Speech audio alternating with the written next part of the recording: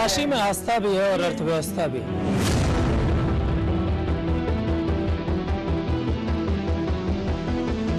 संस्कृति भी है और पुरातन सभ्यता भी।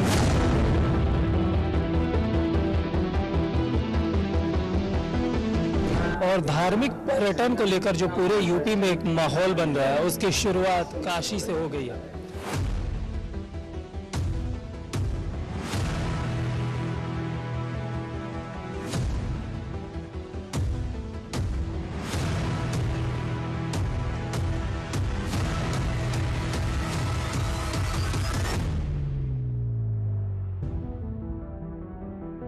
इस वक्त हम वाराणसी में उस जगह पे हैं जहां से पूरी दुनिया में वाराणसी के पर्यटन का, वाराणसी की संस्कृति की झलक पूरी दुनिया में दिखाई जा रही है। आईआईए ने एक एक्सपो का आयोजन किया है वाराणसी में। इंटरनेशनल टूरिज्म और हॉस्पिटैलिटी का एक्सपो है जो पहली बार वाराणसी में आयोजित हुआ है। इससे पहले लखनऊ में आयोजित होता था, लेकिन इस बार आईआईए ने डिसाइड किया है कि पूरे यूपी के 4 बड़े शहरों में इसका आयोजन किया जाएगा।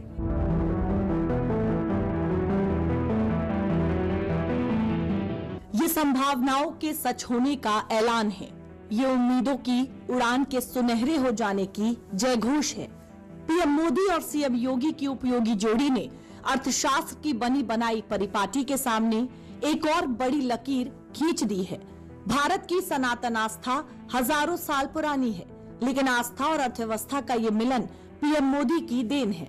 पीएम मोदी ने जो आस्था और अर्थव्यवस्था के मिलन के मंथन से इकोनॉमी के लिए अमृत निकलने का अनुमान लगाया था, अब उसको साकार करने में आईआईए ने भी बड़ा कदम उठाया है।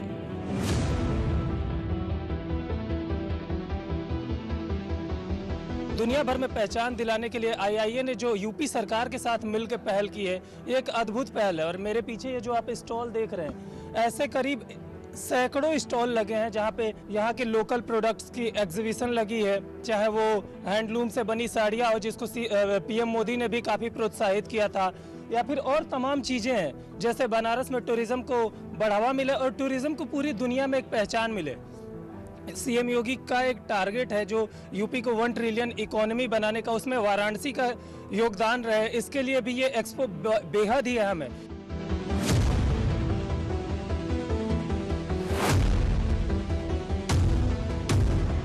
ये महज एक आयोजन नहीं है, बल्कि इस आयोजन ने विकसित यूपी के लक्ष्य में वाराणसी के योगदान की नींव रख दी है। वाराणसी में इंडियन इंडस्ट्रीज एसोसिएशन यानी आईआईए ने international tourism and hospitality expo का आयोजन करके इतिहास रच दिया है। इस आयोजन में यूपी सरकार की भी भागीदारी है।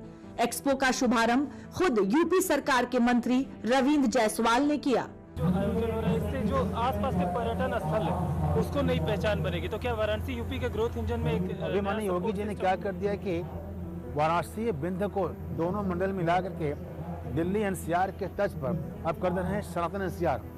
जैसे आप जाते हैं बद्रीनाथ जी तो आपके जाते हैं केदारनाथ जी, अगर आप गए बद्रीनाथ जी जाते केदारनाथ जी। अब यहाँ पर जो बनने जा रहा है ये सनातन के साथ जिले मिलने जाके, जो बनारस में आएगा माँ जाएगा, माँ में जाएगा, सोनभद्र जाएगा, गाजीपुर जाएगा।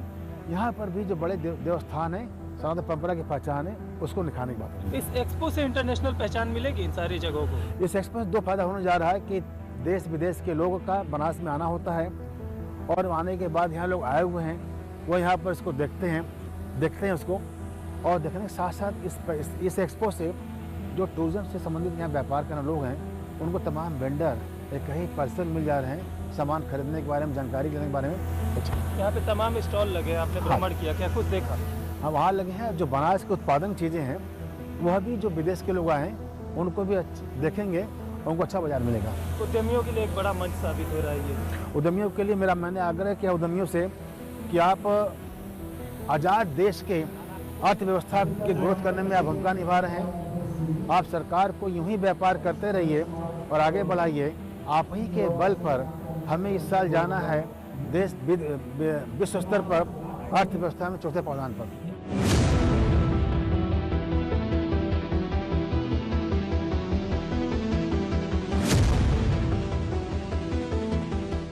यह आयोजन महज एक प्रदर्शनी नहीं है। अर्थव्यवस्था की नजर से देखें तो ये यूपी के लिए अर्थव्यवस्था का वो बूस्टर डोज है जिसने ये ऐलान कर दिया है कि यूपी देश का ग्रोथ इंजन बनने वाला है।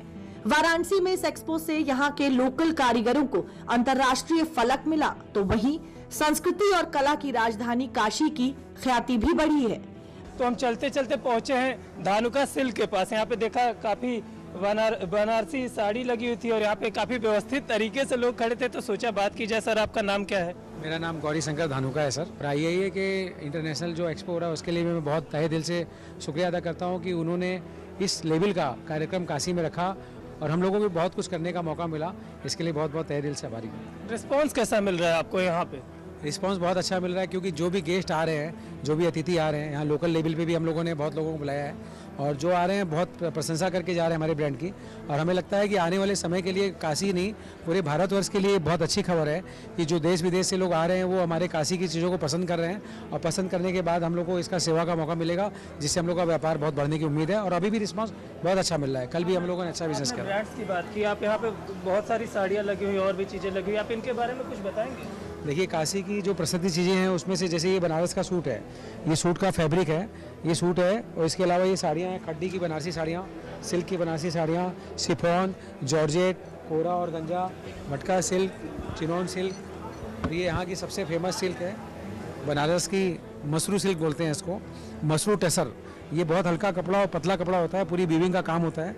और ये सब चीज़ें, जितनी भी चीज़ें हैं, ये कतान सिल्क, बनारस की सबसे जानी मानी कतान सिल्क। और सबसे बड़ी खास बात इसमें यह है कि 100% गवर्नमेंट द्वारा मान्यता, ये सिल्क मार्क का लोगो लगा हुआ है और ये हमारा लोगो लगा हुआ है। तो प्रॉपर रूप से असली की भी पूरी गारंटी है ताकि कस्टमर यहाँ से जाकर के बेवकूफ़ ना बने, इसका विशेष ध्यान रखा है। अभी कुछ देर पहले बता रहे थे ऑफ कैमरा में, मैंने सुना अभी आप किसी गेस्ट से बात कर रहे थे, कह रहे थे कि आपका जो ये स्टॉल लगा हुआ है बेहद खास है। किन वजहों से आप इसको सबसे अलग बता रहे हैं? हमारा स्टॉल बेहद खास इसलिए है कि देखिए, आज के समय में सबसे बड़ी बात होती है कि आप जब कहीं से कुछ परचेज कर रहे हो तो एक तो लुक, दूसरा उसका कलेक्शन, तीसरा उसका सेल्स पर्सन और चौथा उसका जो बिलिंग अरेंजमेंट है। हमने यहाँ पे सॉफ्टवेयर लगाया है, बिलिंग सॉफ्टवेयर 100% पूरा पक्का बिल दे रहे हैं, सिल्क मार्क का लोगों के साथ, पक्के बिल के साथ, हर चीज़ कस्टमर को सेटिस्फाइड करके दे रहे हैं। ये मुझे सबसे अलग बनाता है और आज मुझे लगता है कि यही मेरे लिए सबसे अलग है। आप एक चीज़ नहीं बता रहे जो कि मेरे कैमरामैन ने मुझे बताया, आपकी दुकान में जापान के पीएम आए थे क्या? हाँ, जापान के पीएम आए थे हमारी दुकान पे, वो भी शॉपिंग करके गए हैं। उन्होंने बहुत सराहना की इस शोरूम की और मेरे लिए इससे बड़ा सौभाग्य का विषय नहीं हो सकता कि आज देश के साथ साथ विदेश के अतिथि भी आकर के यहाँ से सम्मान हमारा करके जा रहे हैं और उनका भी सम्मान हम लोग कर रहे हैं। ये बहुत बड़ी उपलब्धि है धानुका के लिए।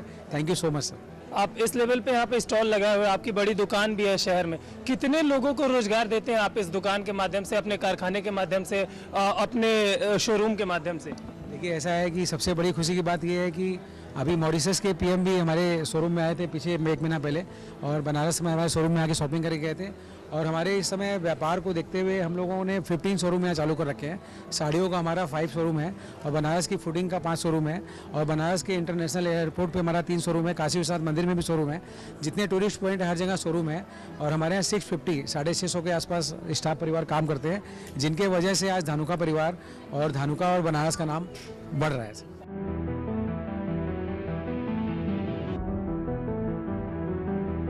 देश में आस्था का इतिहास हजारों वर्ष पुराना है।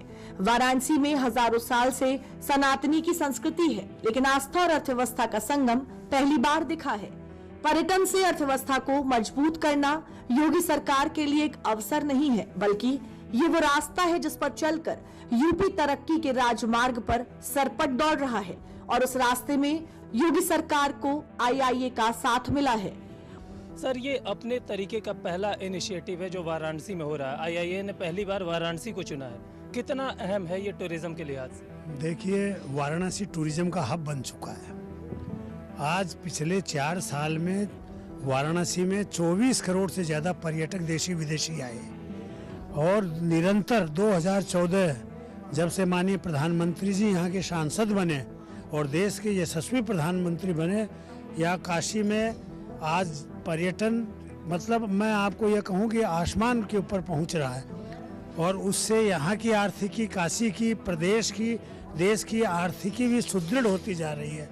हम लोगों ने जो ये विचार किया, आज काशी में जो आ रहा है, अयोध्या भी जाएगा, विंध्याचल पास में है वहाँ भी जाएगा, प्रयागराज भी जाएगा। ये एक सर्किट है और इस एक्सपो में जिस तरह से सफलता मिली, 5,000 से ज़्यादा विजिटर और मेरे को अनुमान है 500 करोड़ से ज़्यादा का व्यापार इसमें होगा। फॉरेन डेलीगेट्स आए, गुयाना, जापान, श्रीलंका, आपके आज सब अभी उनसे इंटरेक्शन हुआ और किस तरह उनके साथ द्विपक्षीय व्यापार बढ़े, इस पर विस्तृत रूप से हम लोगों ने चर्चा की है। और निश्चित रूप से आज ये एक्सपो अपने आप में जो हमारा उद्देश्य था उसमें 100% सफल रहा है। आज पूरे प्रदेश से और उद्योग प्रतिनिधि में 500 से ज़्यादा उद्योग प्रतिनिधि हर जनपद से यहाँ आए हैं। और कल से क्या पूछना है, पहले गंगा आरती, नौका विहार, आज सुबह माँ बाबा विश्वनाथ का दर्शन और जिस तरह से आनंद ले रहे हैं वो अपने आप में यहाँ बनारस में पर्यटन को बढ़ाएगा, प्रदेश के पर्यटन को बढ़ाएगा। और एक जो माननीय प्रधानमंत्री जी की विकसित भारत 2047 की जो संकल्प उनका है उसको पूरा करने की दिशा में भी यह अहम रोल करेगा। क्योंकि यहाँ जो उद्यमी हैं, स्मॉल है, माइक्रो, मीडियम, इतने प्रभावित हुए हैं। जिस तरह यहाँ स्टॉल लगे हैं, 100 से ज़्यादा स्टॉल यहाँ पर लगे हुए हैं। तो मिला जुला कर भाई साहब मैं ये कह सकता हूँ कि इस प्रकार के एक्सपो एक परिणाम परक होंगे, एक अलग संदेश देंगे। इससे व्यापार और उद्योग भी बढ़ेगा और निश्चित रूप से आज प्रदेश का जो एक $1 ट्रिलियन का संकल्प हमारे माननीय योगी जी का है, हमारे मुख्यमंत्री जी का है कि आज उत्तर प्रदेश जो है धार्मिक, सांस्कृतिक, व्यापारिक रूप से देश का नेतृत्व करे, उस दिशा में यह एक्सपो काम करेगा। उत्तर प्रदेश देश का सबसे बड़ा राज्य ही नहीं है बल्कि आध्यात्मिक तौर पर भी ये सबसे समृद्ध भी है। यूपी के पास आध्यात्म की तिकड़ी भी है, यूपी के पास राम भी है, कृष्ण भी है और बुद्ध भी है। यह हजारों वर्षों से यूपी के पास मौजूद है, लेकिन किसी का ध्यान नहीं गया। अब पीएम मोदी और सीएम योगी ने इस पर ध्यान दिया है और लगातार इस पर काम भी हो रहा है। वाराणसी में international tourism and hospitality expo के आयोजन ने आध्यात्मिक पर्यटन को नया आयाम दे दिया है। पूर्व मुख्य सचिव और वर्तमान में उत्तर प्रदेश राज्य परिवर्तन आयोग के सीईओ मनोज कुमार ने भी यूपी के विकास में आध्यात्मिक पर्यटन के महत्व को अहम बताया। इस एक्सपो को आप किस तरीके से देख रहे हैं वाराणसी में, जिस तरीके से टूरिज्म को बढ़ावा दिया जा रहा है यूपी सरकार की तरफ से, और ये आयोजन फिलहाल?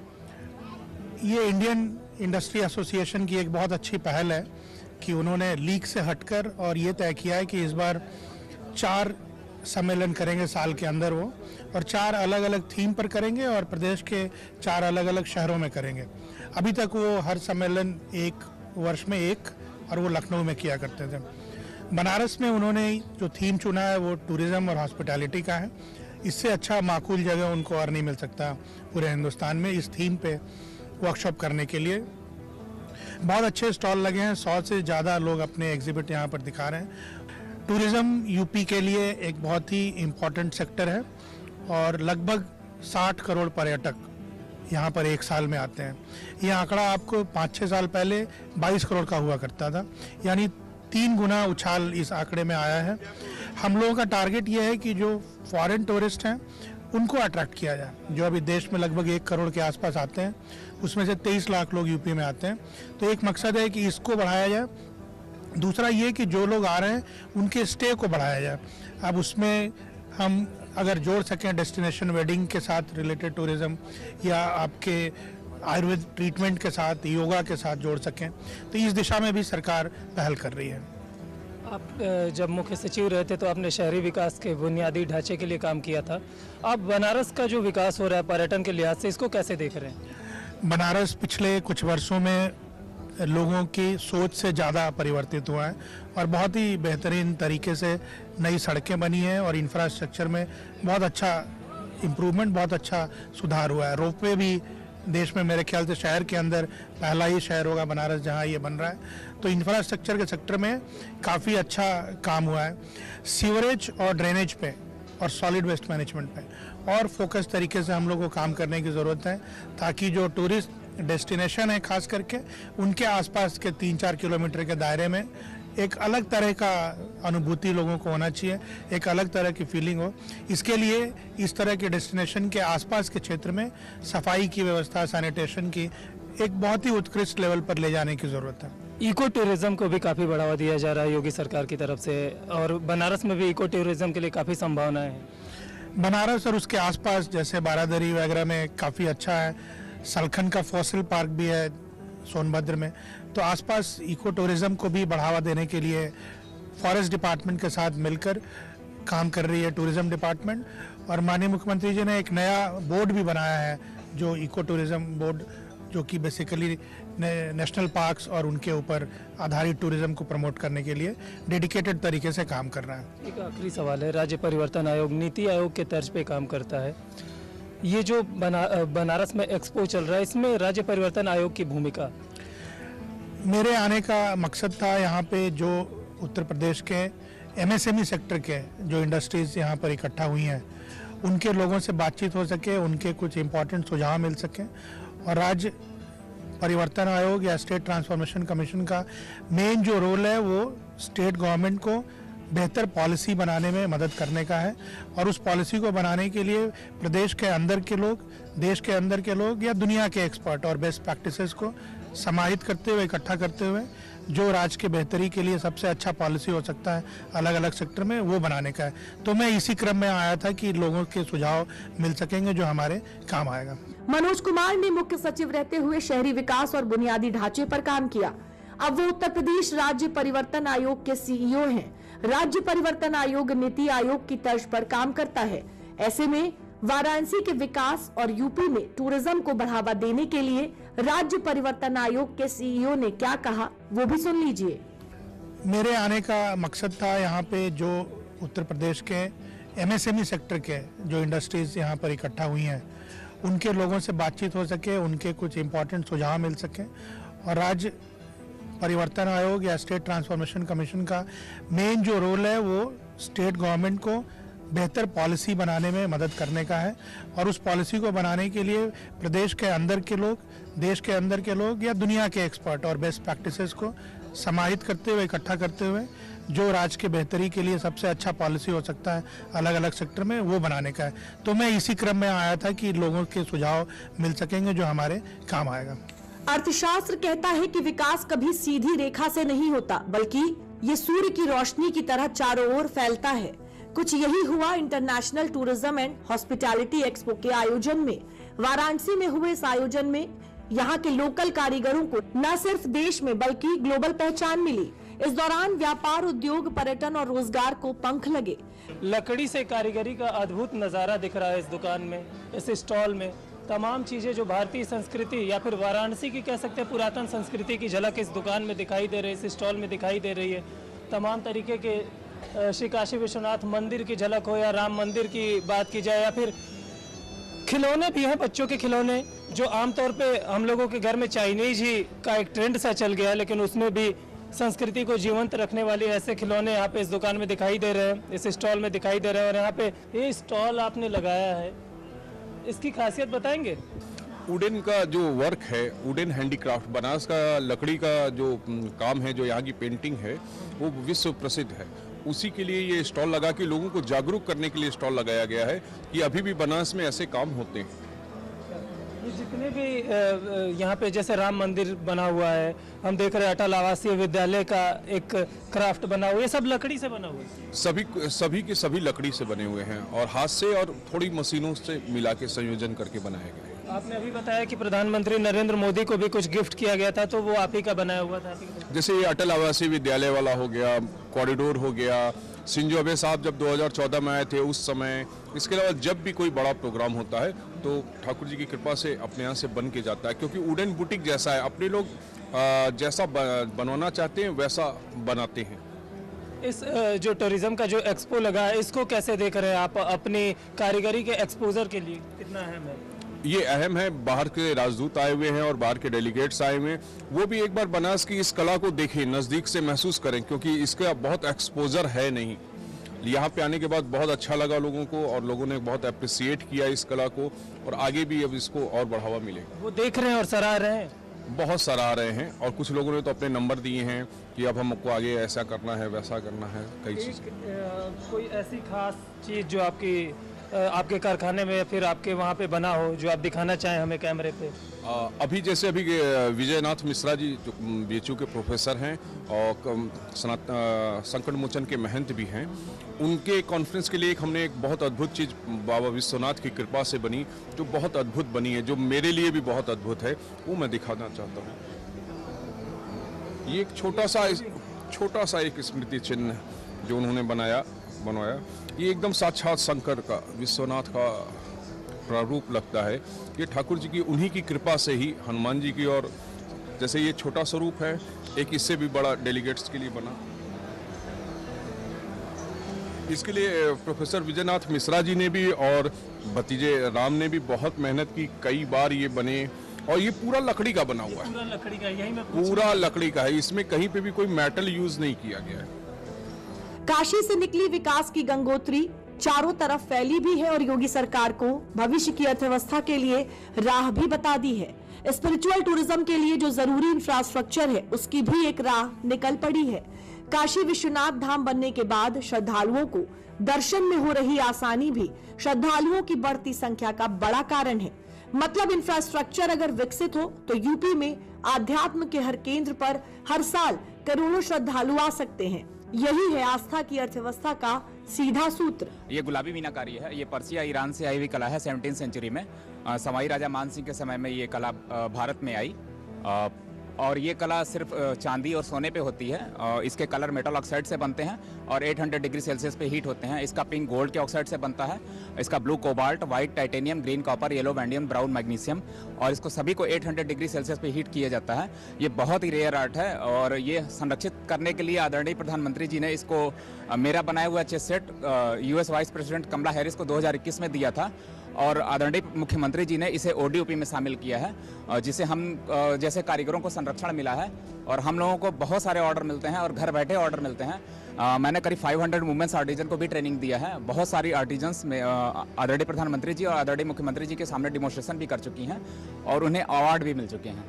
आपने बोला बहुत सारे अवार्ड मिले हुए हैं, बहुत सारे लोग भी काम करते होंगे आपके यहाँ? हाँ, मेरे यहाँ करीब 20 फैमिली मुझसे जुड़े हैं जो लगातार काम करते हैं, और हमारे यहाँ 1 से 4 रेगुलर ट्रेनिंग चलती है महिलाओं की, वो फ्री आके सीखती हैं, उनके बाद उनको काम भी दिया जाता है। ये जो कलाकारी है, इसको बनाने में कितनी मेहनत लगती है? देखने में तो बड़ा सुंदर लग रहा है। ये कलाकारी, ये गुलाबी मीनाकारी है और ये सॉफ्ट स्टोन है। ये जैसे आप देखेंगे जाली, हाथी के अंदर हाथी है, जैसे ये उल्लू के अंदर उल्लू है, ये तो ये एक ही पत्थर होता है, और इसको बारीक सिर्फ उससे छेद कर करके मशीन से, उसे हाथ से इसे छेद कर करके इसके अंदर, और ये बंद पत्थर के अंदर ही बना है, और एक ही, हाँ, ये कम से कम 1 वीक लगता है इसको बनाने में।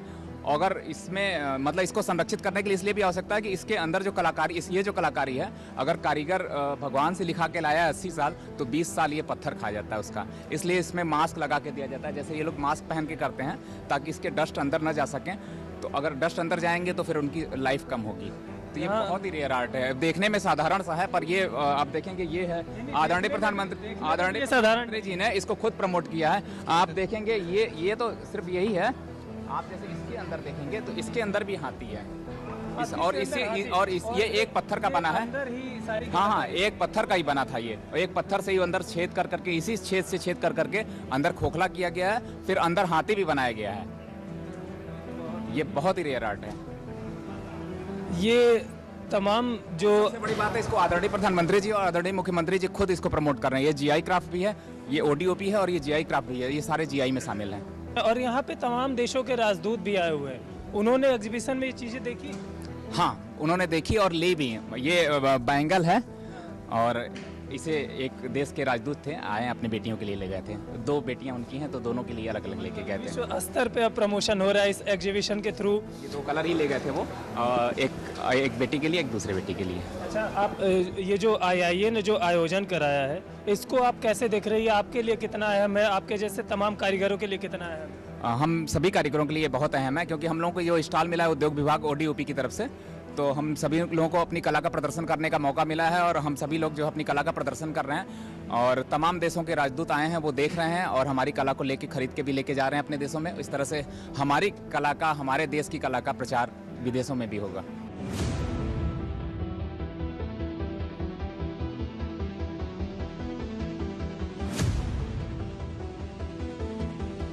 काशी में जो पर्यटकों की भीड़ जुट रही है उससे न सिर्फ काशी में ही बल्कि आसपास के जिलों की इकोनॉमी पर भी बड़ा असर पड़ रहा है। आसपास के जिलों में छोटे छोटे व्यापारियों की कमाई भी बढ़ी है। जिस तर्ज पर काशी में आस्था और अर्थव्यवस्था का डबल इंजन दौड़ा है, वाराणसी में लगे इस एक्सपो में ऐसे ही लोकल कारीगरी का एक अद्भुत नजारा देखने को मिला, जहां लकड़ी के बने डिजाइन पर काशी की पुरातन संस्कृति की झलक देखने को मिली। तो इस एग्जीबिशन में हमें कुछ वुडन हैंडीक्राफ्ट भी दिख रहे हैं, जो बताया जा रहा है एग्जीबिटर द्वारा कि पूरे सारे हाथ से बनाए गए हैं। क्या नाम है आपका? मेरा नाम साक्षी शर्मा है। साक्षी, आप इसके बारे में कुछ बताएंगी, ये कैसी कारीगरी है? ये वुडन हैंडीक्राफ्ट है और ये पूरा हाथ से ही बनाया जाता है और ये काफ़ी प्राचीन काष्ठकला है। ये पूरा हाथ से बनाते हैं आप लोग, और ये लकड़ी से बना हुआ है? ये पूरा वुडन से ही बना हुआ है और ये राम दरबार इंडोनेशिया के राष्ट्रपति को भी दिया गया था। और आपका बनाया हुआ इंडोनेशिया के राष्ट्रपति को राम दरबार दिया गया? जो ये दिया गया था G7 सम्मेलन में। तब तो काफ़ी फेमस होंगे आप लोग बनारस में। हाँ। कहाँ है वर्कशॉप आप? ये मेरा विशेश्वरगंज पे है। कितने लोग काम करते हैं आपके वर्कशॉप? ये पूरे 12 लोग काम करते हैं। ये साथी में क्या नाम है? हमारा नाम गोविंद शर्मा है, स्टेट अवार्डी। क्योंकि हमारी ये हजारों साल पुरानी आर्ट है, जो कि ये लकड़ी पे हम लोग करते हैं। देखिए लकड़ी की कारीगरी। हाँ, ये इतना बड़ा से लेके 10 फीट तक बनते हैं हमारे यहाँ, ठीक है।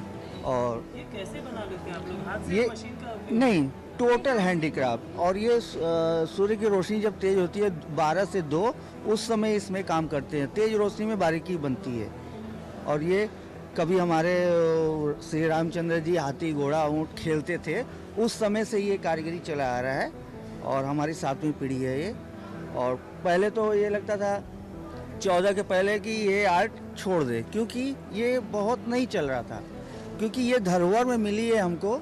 तो अब 18 घंटा काम करते हैं, सोचते आर्डर कैसे पूरा करें। सरकार से पूरा सहयोग मिला। हाँ, मुख्यमंत्री और प्रधानमंत्री जी दोनों यानी इस काम में बहुत हम लोग को सहयोग दिए, और जो ऐसे एग्जीबिशन लगते हैं उसमें बहुत आनंद आते हैं। कई जगह से लोग आते हैं और देखते हैं और बहुत तारीफ करते हैं और ले भी जाते हैं यहाँ से, उनको बहुत अच्छा लगता है। तो एग्जीबिशन है, यहाँ से पहचान मिलती है आप लोगों को। अगर किसी व्यक्ति को खरीदना हो, परचेज करना हो, तो उसे कहाँ से करना हो? वो हमारे कारखाना से मिल जाएगा उनको, विशेषरगंज कतवापुरा।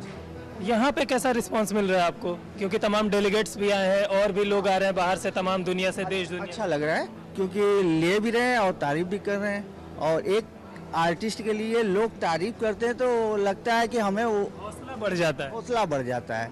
पहले तो लोग जानते नहीं थे, इतने गली में थे, अब तो लोग जानते भी हैं और आते भी हैं घर पे, और बच्चे लोग सीखने भी आते हैं और हम लोग सिखाते भी हैं। अब ये लगता है कि रायबरेली से नीप के बच्चे आते हैं ट्रेनिंग के लिए, रायबरेली से बच्चे आए हैं। यस। अब ये लगता है कि हम रहे ना रहे, हमारी आर्ट सुरक्षित हो गई। और उस आर्ट को सुरक्षित करने के लिए सरकार से पूरा सहयोग भी मिल रहा है। तो ये काशी के कारीगर हैं जो 2014 के बाद को क्रांतिकारी परिवर्तन बता रहे हैं। जब बात पर्यटन की होती है तो उसमें सबसे अहम किरदार कनेक्टिविटी का हो जाता है। वाराणसी के इंटरनेशनल एक्सपो में लगे सैकड़ों स्टॉल में एक स्टॉल IRCTC का भी था, और काशी समेत पूरे हिंदुस्तान में पर्यटन के लिए कनेक्टिविटी पर IRCTC क्या कर रही है, इसके लिए सीधे हमने प्रदर्शनी में मौजूद IRCTC के CRM अजीत सिन्हा से बात की। सर, सबसे बड़ा पहला सवाल तो यही है कि ये कितना बड़ा मंच है वाराणसी के लिए? देखिए, वाराणसी को एक ग्लोबल टूरिज़्म हब बनाने का जो ये प्रयास है IAA की तरफ से, उसमें हम कह सकते हैं कि एक इम्पॉर्टेंट माइलस्टोन ये साबित हो सकता है, क्योंकि आप देख रहे हैं कि इस मंच पे काफ़ी सारे जो प्लेयर्स हैं जो टूरिज़्म इंडस्ट्री से और अदरवाइज़ भी जुड़े हैं, जो टूरिज़्म को बढ़ावा देने में अपनी भूमिका निभा सकते हैं, वो सारे लोग यहाँ प्रेजेंट हैं। तो ये एक बिजनेस टू बिजनेस और बिजनेस टू गवर्नमेंट जो टाई अप्स हो सकते हैं, उसकी पॉसिबिलिटीज़ एक्सप्लोर करने का ये एक मौका प्रदान कर रहा है। तो मैं समझता हूँ कि एक अच्छी इनिशिएटिव है इंडस्ट्रीज डिपार्टमेंट की, और जो आयोजक हैं उनके माध्यम से एक मौका दिया जा रहा है, जिससे वाराणसी को अल्टीमेटली इसका फ़ायदा होगा। IIA जो है वो MSME का सबसे बड़ा संगठन है, ऐसे में वाराणसी में इस तरीके के आयोजन के क्या मायने हैं? देखिए इंडस्ट्रियल जो यहाँ पे जैसे आप देख रहे हैं कि वाराणसी के आसपास कई सारी एंसिलरी इंडस्ट्रीज़ हैं, छोटे छोटे ऐसे, जैसे एग्जांपल के तौर पे आप ले लीजिए कि साड़ी है, कालीन है, खिलौने की इंडस्ट्री है।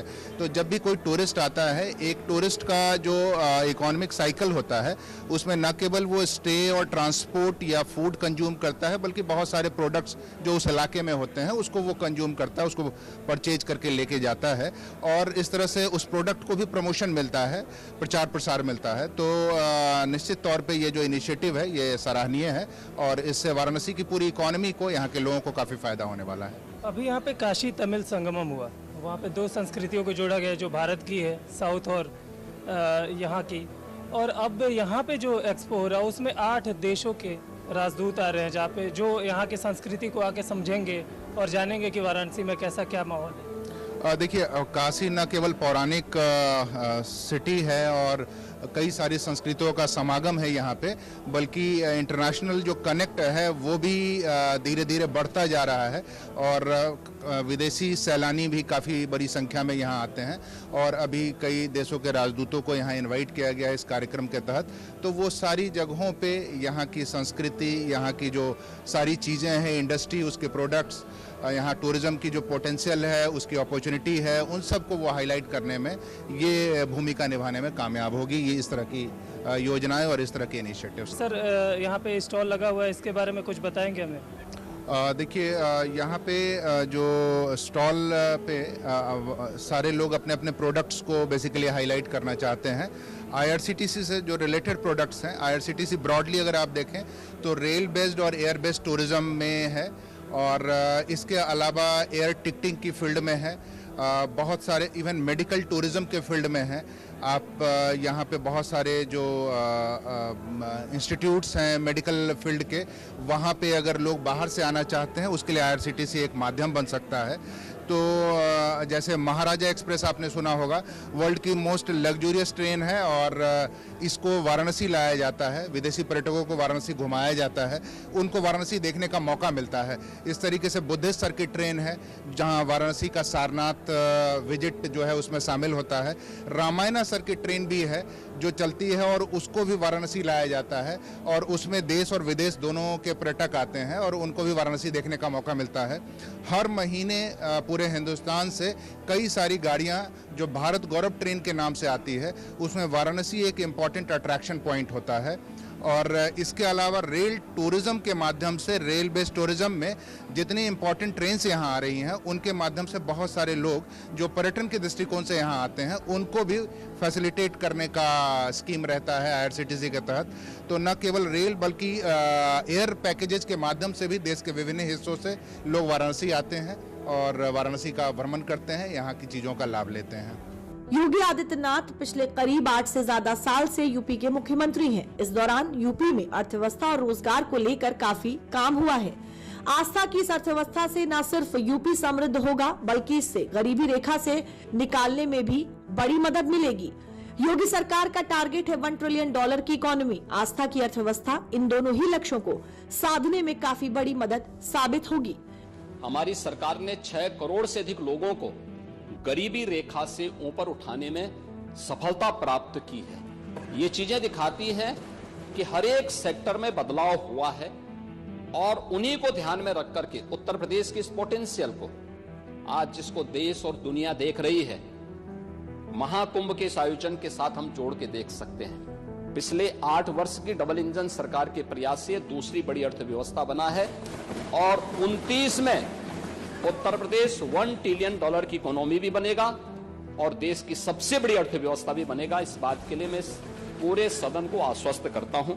वाराणसी में हुए एक्सपो के आयोजन ने अर्थव्यवस्था में पंख लगाने के लिए एक नया रास्ता खोल दिया है।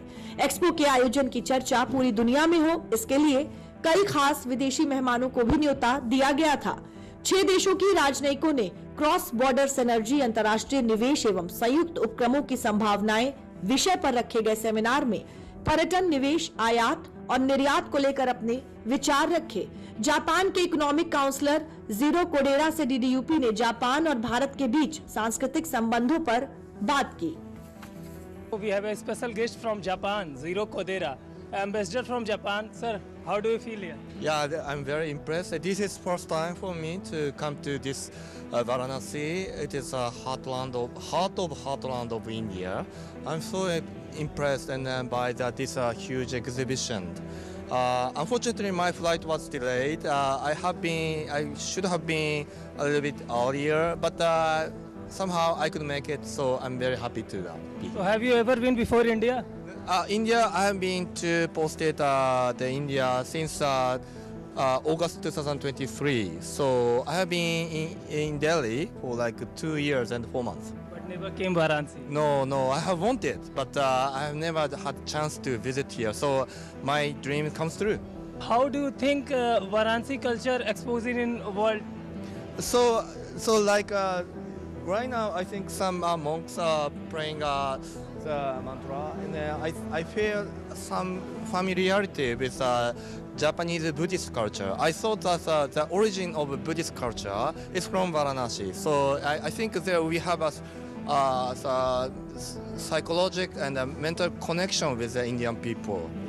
The culture of Varanasi is, I think, origin of Hindu and Indian culture, which many Japanese pay respect, and so I think I hope more and more Japanese tourists will come in the future.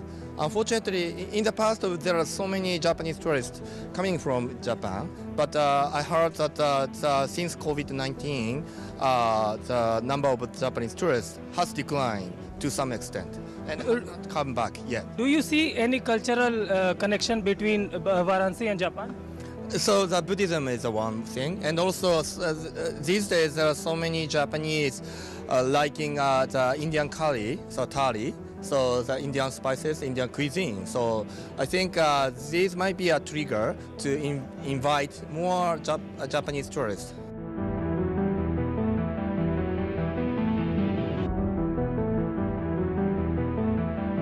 दक्षिण Africa के first secretary खातुतशेलो थगवाना भी IIA द्वारा आयोजित इस expo में शामिल हुए। खातुतशेलो थगवाना ने डीडीयूपी से वाराणसी के कल्चर पर बात की। खातुतशेलो थगवाना ने भारत की तारीफ में खुलकर कसीदे पढ़े। Have you ever been Varanasi before? This is my first time being here in Varanasi. How do you see the culture of Varanasi?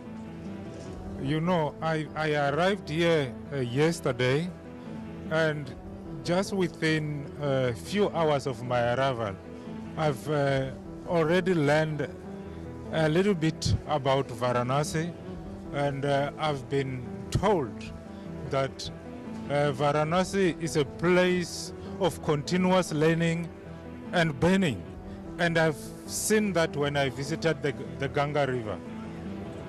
If we talk about the Varanasi tourism, what's your takeaways from Varanasi? For now, because now I'm just beginning with the program, I think there's still a lot for me to learn.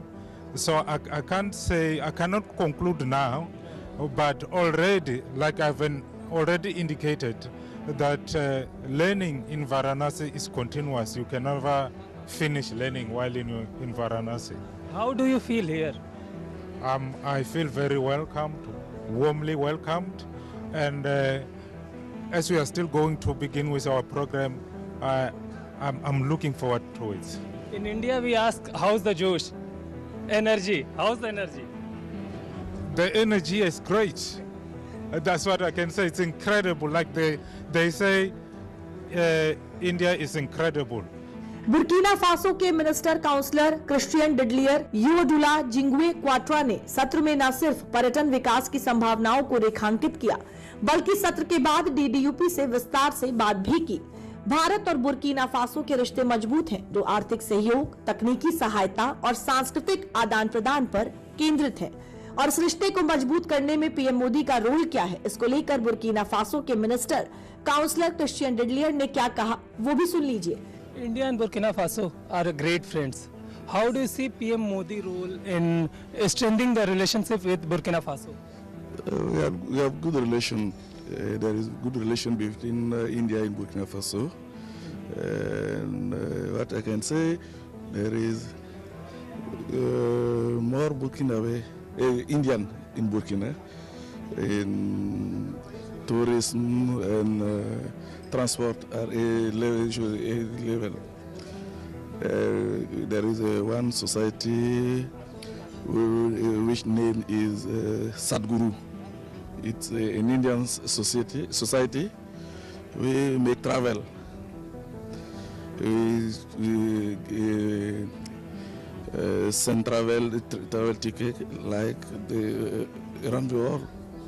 Okay, and there is more Indian in Burkina Faso which operate in commercial sector, motor, and sesame, and which else? There is more activities which are supported by Indian in Burkina Faso. What are the Burkina Faso plan for the spiritual sport in India? Spiritual sport, I don't know. If we receive proposal, we will check, and we are partner here. Embassy is Delhi. Everything you need, come to embassy. We will discuss and exchange. Let me know. Okay. We will try to discuss after. If we have some proposition, we are open. Varanasi को मंदिरों का शहर भी कहा जाता है और भारत में मंदिर निर्माण और राष्ट्र निर्माण साथ साथ चल रहे हैं। मंदिर से अर्थव्यवस्था में नई जान भी फूंकी जा रही है। देश में मंदिरों का अर्थशास्त्र देखिए, फिर आपको काशी विश्वनाथ कॉरिडोर की अर्थव्यवस्था भी समझाएंगे।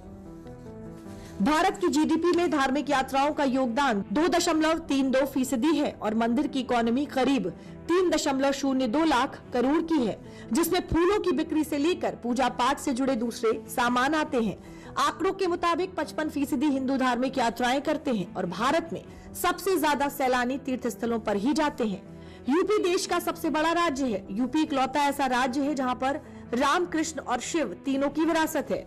उसमें भी वाराणसी को तो शिव नगरी भी कहा जाता है।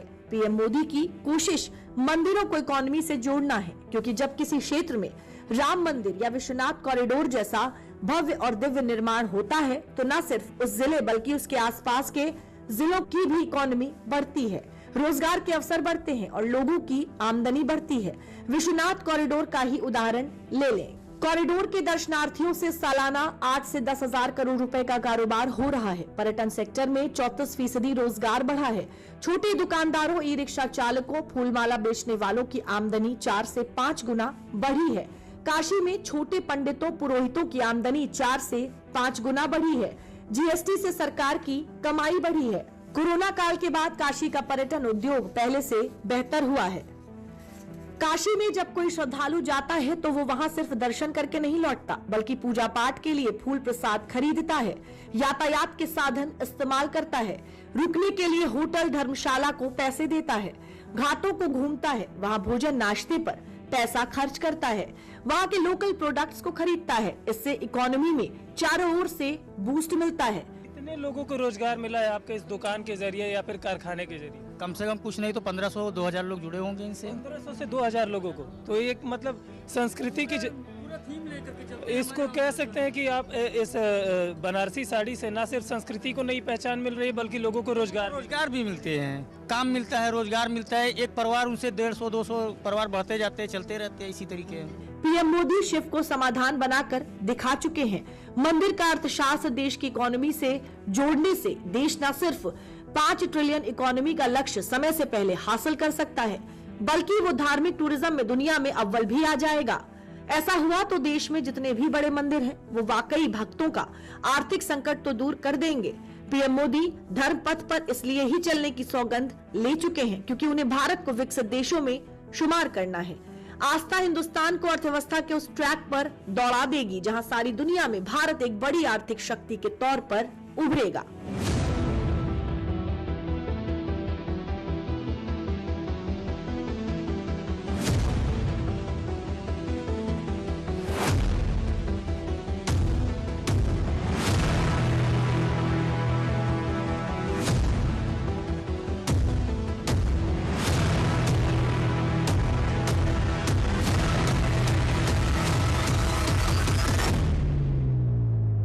जब बात पर्यटन की होती है तो ट्रैवलिंग की भी बात होती है।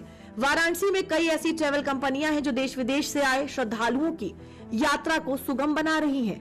एक ऐसी ही ट्रैवल कंपनी का स्टॉल वाराणसी में IIA के टूरिज्म एंड हॉस्पिटैलिटी एक्सपो में लगा हुआ था। हमारी company basically pan India travel operations करती है, साथ ही साथ इनबाउंड और आउटबाउंड को भी हम प्रमोट कर रहे हैं, क्योंकि वाराणसी में लोकल पेनिट्रेशन ज़रूरी है, लोकल माध्यम से लोकल लोगों का जुड़ना भी ज़रूरी है। इस IIA के माध्यम से हमको ये प्लेटफॉर्म मिला है कि हम अपने आप को शोकेस कर सकें। हमने इंडिया के बहुत बड़े बड़े ट्रैवल शो जैसे कि साटे, IITM, TTF, OTM ऐसे कई जगहों पर अपने आप को डिस्प्ले किया है और लोगों के बीच अपने आप को पहुँचाने की कोशिश की है।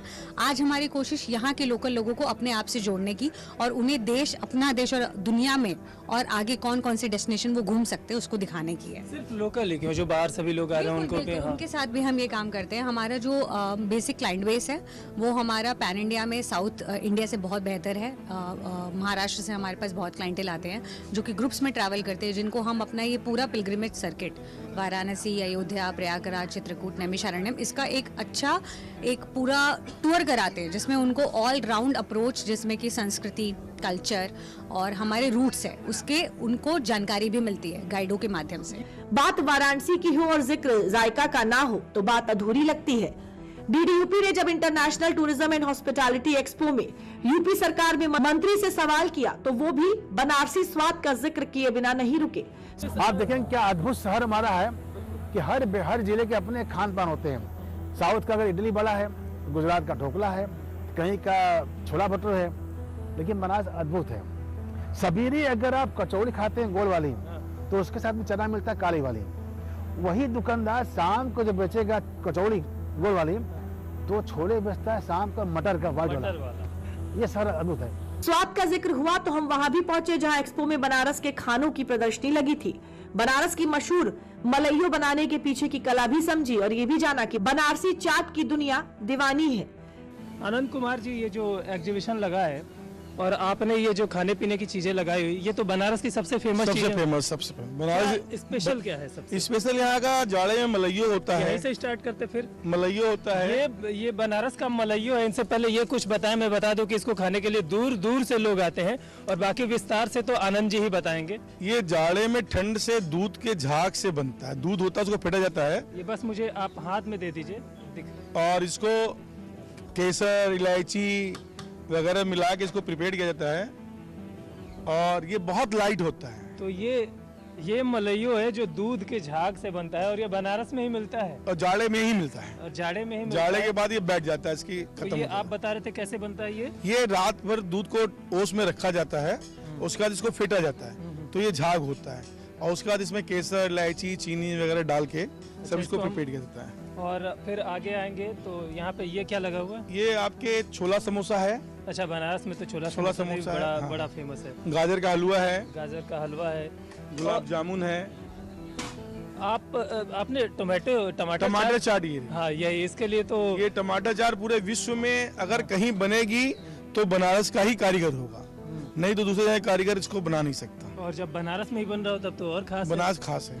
यहाँ का पानी और यहाँ पे लोग आ रहे हैं, कैसा रिस्पांस मिल रहा है? खूब अच्छा रिस्पांस है, खूब अच्छा, खूब लोग खा रहे पसंद कर रहे हैं। अच्छा, बनारस के लोग तो आ ही रहे हैं, बाहर के लोग बहुत पसंद कर रहे हैं। यहाँ पे कुछ डेलीगेट्स भी आए हुए हैं। जी, पूरे इंडिया से आए हैं, विदेश से भी आए हैं, 8 कंट्री से आए हैं लोग। जो विदेशी लोग आ रहे हैं उनको आप खिला रहे हैं? हाँ, एकदम अच्छा, बहुत अच्छा, बहुत अच्छा। ये यहाँ पे आपने स्टॉल लगाया, तो एग्जीबिशन के लिए लगा है। शहर में कहाँ पे आपने? शहर में हम लोग रविंद्रपुरी में, बाकी हम लोग इवेंट का काम करते हैं। सिद्धि विनायक इवेंट हमारी कंपनी हुई। पूरे इंडिया में इवेंट करते हैं हम लोग। इसमें जो गवर्नमेंट का सपोर्ट मिल रहा है इन सारी चीजों के लिए, एग्जीबिशन के लिए, इसको आप कैसे देख रहे हैं? सब अच्छा है, बहुत बढ़िया। ये चूड़ा मटर हमारा है, ये भी बनारस का स्पेशलिस्ट होता है। ये भी जो फ्रेश मटर आते हैं उनसे बनता है।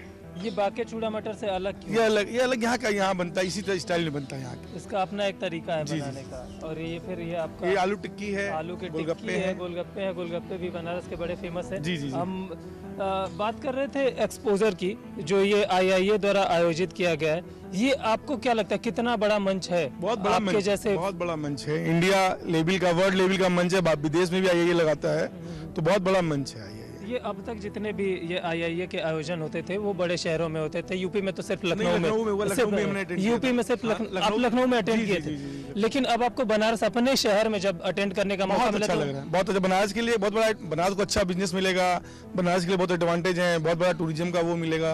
टूरिज्म को तो बढ़ावा मिलेगा, इस संस्कृति को जो समझने के लिए बनारस में लोग आते हैं, जो टूरिज्म को समझने के लिए आते हैं, वो खाने के भी बड़े शौकीन होते हैं। तो आपको लगता है कि एक वैश्विक पहचान मिलेगी? एकदम मिलेगी, एकदम जरूर मिलेगी। आईआईए का टूरिज्म एंड हॉस्पिटैलिटी एक्सपो पूरी तरह सफल रहा है। देश भर से उद्यमी जुटे, जमकर व्यापार भी हुआ, विदेशी डेलीगेट्स की सहभागिता भी रही और निवेश का वादा भी मिला, और सबसे खास काशी की जनता का सहयोग मिला। उम्मीद है कि इस आयोजन के बाद टूरिज्म को नया आयाम मिलेगा।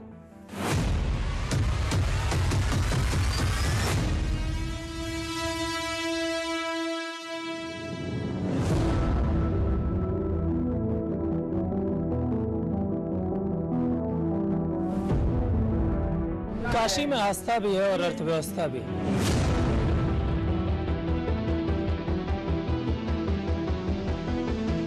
संस्कृति भी है और पुरातन सभ्यता भी।